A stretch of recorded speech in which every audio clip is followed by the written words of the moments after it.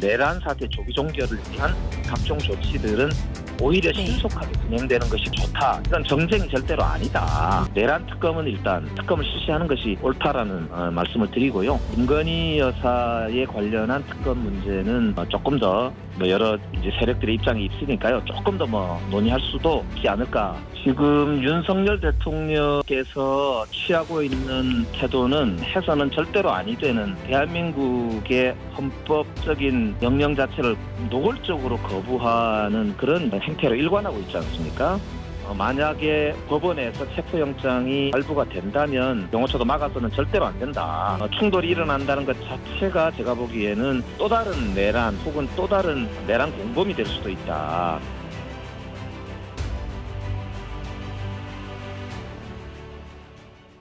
오늘은 연말을 맞아 정곽회 수석 부회장이신 더불어민주당 김영배 의원님과 함께 이야기 나눠볼 텐데요. 지금 전화 연결돼 있습니다.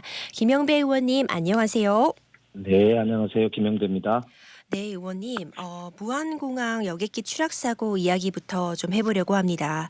사고의 수습과 원인 분석이 이어지는 가운데 특히 콘크리트 둔덕 문제, 기체 결함, 너무 무리하게 비행 스케줄을 잡은 것 아니냐, 인재의 가능성 여러 가지 이야기들이 나오고 있는데 의원님께서는 어떻게 보고 계시는지도 좀 궁금합니다. 네, 우선 저희들이 이제 더불어민주당 차원에서 항공참사대책위원회를 구성하고 당 소속 의원들과 전문가들과 함께 우선 피해자 가족분들과 소통을 하면서 동시에 사고의 원인도 밝히고 또 피해 대책도 세우는 등의 이제 활동을 하고 있는데요. 이제 여러 전문가들의 의견이라든지 또 사실관계가 확인이 돼 가고 있는 중이기 때문에 섣부른 추측보다는 당국에 조속한 그런 사실관계 확인과 원인 규명에 협조하는 게 좋겠다 이렇게 생각을 하고 있고요. 중요한 점은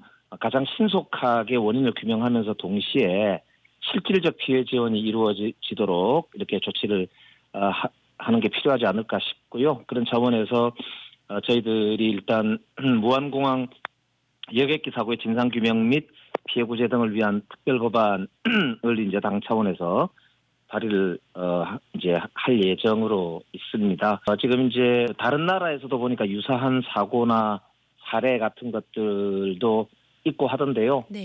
이럴 때일수록 당국이 최대한 빠른 시간 내에 투명하게 사고 원인을 규명하고 다시 재발 방지 대책을 세우도록 하는데 집중할 필요가 있지 않을까 그렇게 생각합니다.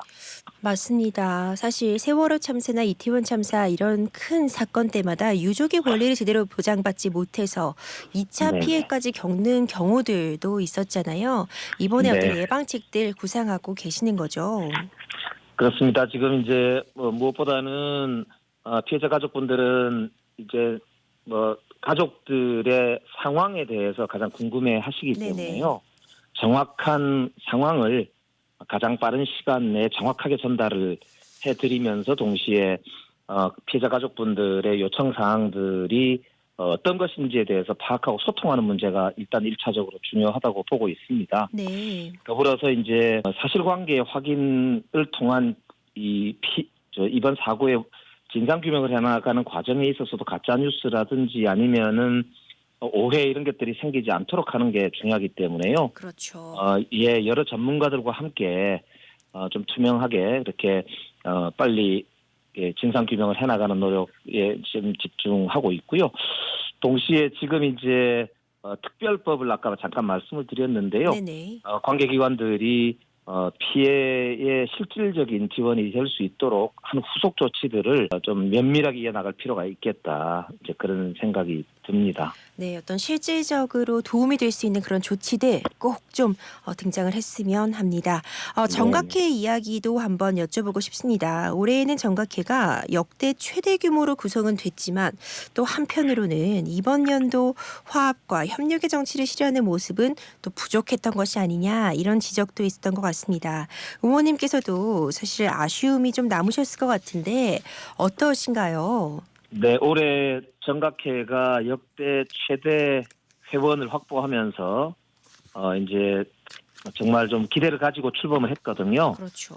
민주당도 30명 가까이 회원이 확보가 됐고 약 60여 명 정도의 국회의원 회원이지요. 가지고 정각회가 출범을 하고 저도 수석 부회장으로서 포부도 크게 있었는데요.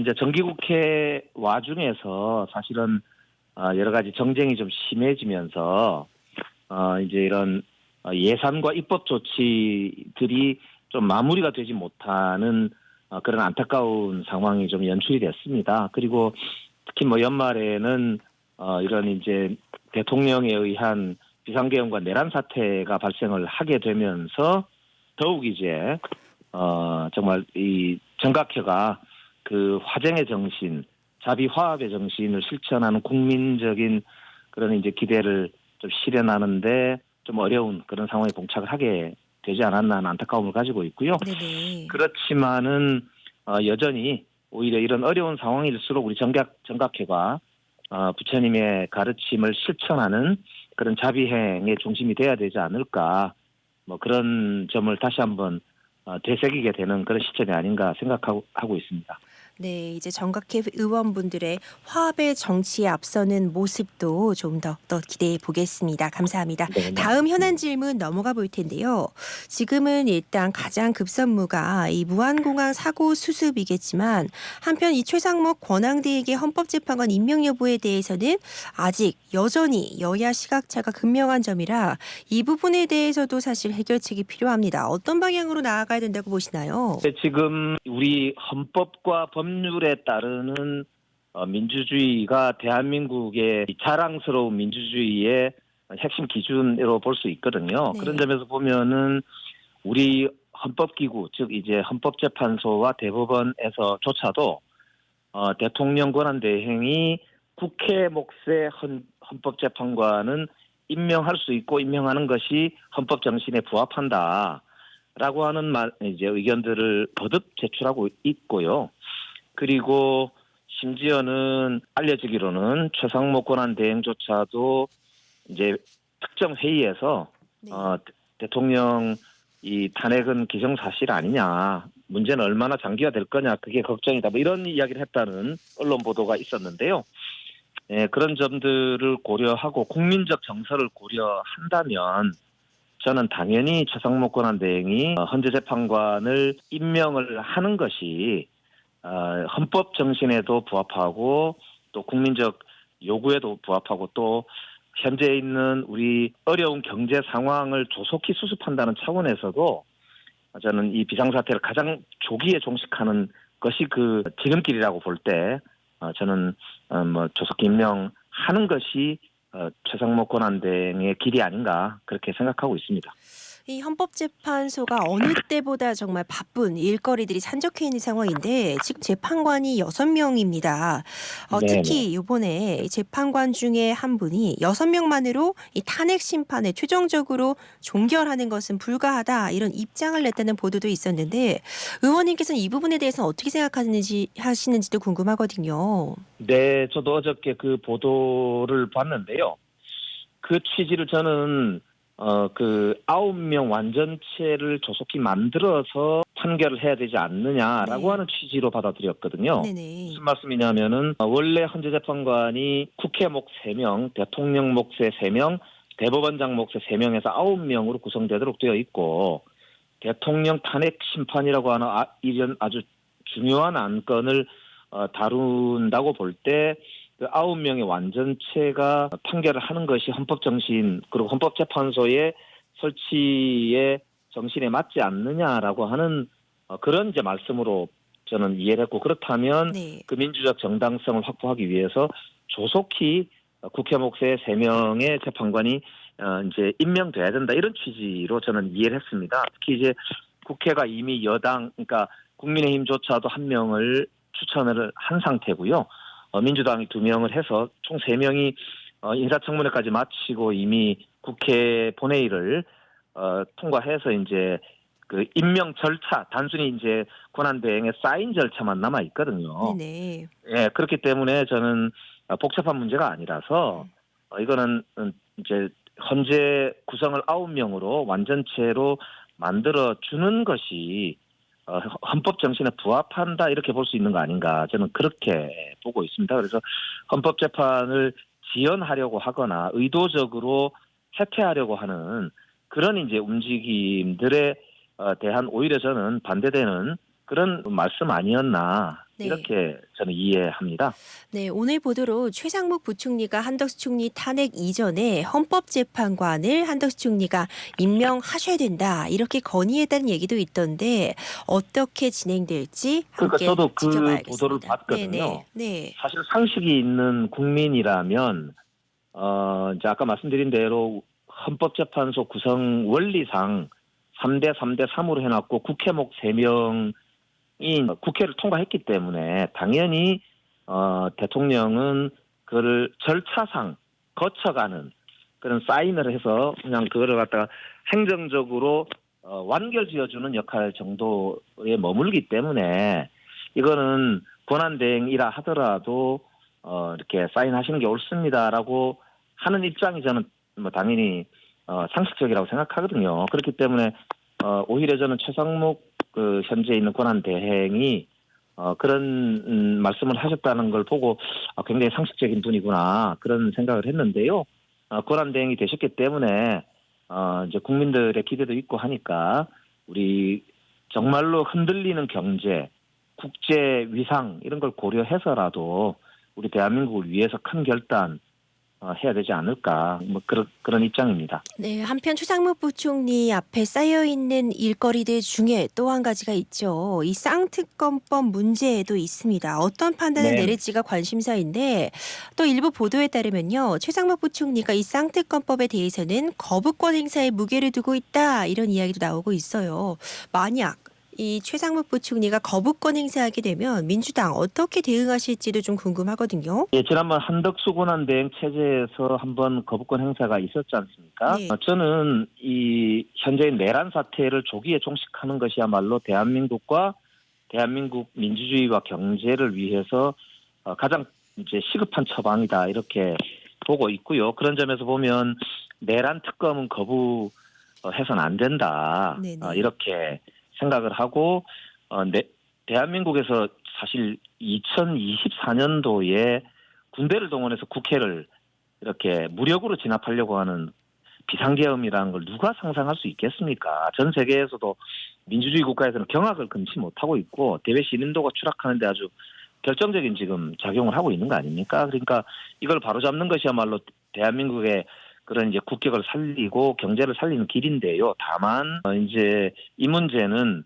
아까 말씀드린 대로 헌재재판관을 조속히 임명한다면 특검 문제에 대해서는 민주당에서도 뭐 여러 논의가 있을 수도 있을 것으로 생각을 합니다. 네. 그래서 이거는 지금 제가 이 향후에 어떻게 처리돼야 된다는 말씀을 단정적으로 말씀드리기는 현재로서는 조금 어려운 측면이 있습니다만 저는 원칙적으로 내란 특검은 일단 지금 수용하는 것이 그래서 특검을 실시하는 것이 옳다라는 말씀을 드리고요. 네. 나머지 이제 김건희 여사에 관련한 특검 문제는 조금 더 네네. 그거는 아직 여러 이제 세력들의 입장이 있으니까요. 조금 더 논의할 수도 있지 않을까 싶기도 한데요.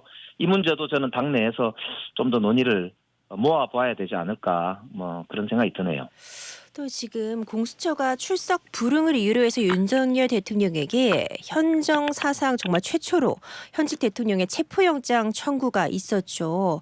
이 부분 네네. 만약 제대로 집행을 하려고 한다면 경호처와 충돌 우려되는데 이 부분에 대해서는 어떻게 생각하고 계세요? 지금 윤석열 대통령께서 취하고 있는 태도는 본인이 검사 출신이고 수사기관을 지휘했던 분으로서는 해서는 절대로 아니 되는 그런 이제 대한민국의 헌법적인 명령 자체를 노골적으로 거부하는 그런 행태로 일관하고 있지 않습니까? 그러다 보니까 공수처나 수사기관들도 불가피하게 지금 강제 수사를 할 수밖에 없는 상황으로 오히려 이제 윤석열 대통령이 자초했다.